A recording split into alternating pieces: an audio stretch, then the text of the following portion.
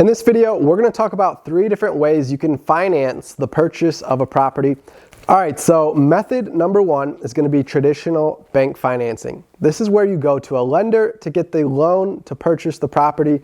So the lender is going to look at things like your credit score to help determine what interest rate you can qualify for on the loan.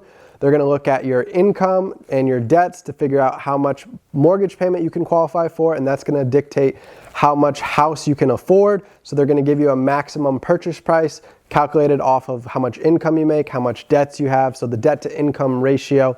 And then they're also going to look at employment history. They want to see that you've been employed for a consistent period of time so that they know you have stable income to then be able to make those monthly payments with. So while going through bank financing is the traditional method that most buyers, investors are going to utilize, it also can be a little restrictive compared to some other financing methods. So the second method would be for those people who maybe can't qualify through traditional bank financing. So if they still want to pursue buying a home, they could turn to seller financing. So seller financing, method number 2, this involves going direct to the seller and asking the seller, hey, can you fund the purchase of the property for me where I pay you back over time as opposed to just paying you right now in full?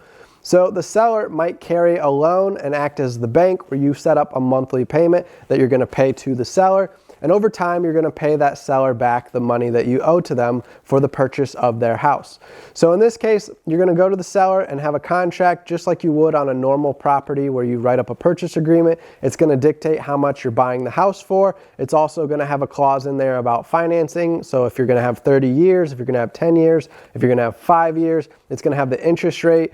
And you're going to make sure that you abide by these terms by also creating a promissory note. So this is a legal document that you might have an attorney draft that's going to say, hey, I promise that I'm going to pay back this loan amount that the seller is giving to me, and these are the terms of that payment plan. So you're going to abide by your promissory note, and that's going to be another separate document along with your purchase contract. It's a little different than going through bank financing, where the lender is going to be the one to draw up their own promissory note that they have you sign at closing. The third method for financing is another creative strategy. This is going through your personal network. So if you have family members, if you have friends, if you have other connections in your network that you can turn to and ask them for help financing the purchase of a property, you might be able to secure what we call a private loan. So this is non-traditional, where you don't go through a bank or you don't go through the seller. Instead, it's just private funds that you come up with on your own that aren't yours necessarily. So it's, a loan from a family member, for example.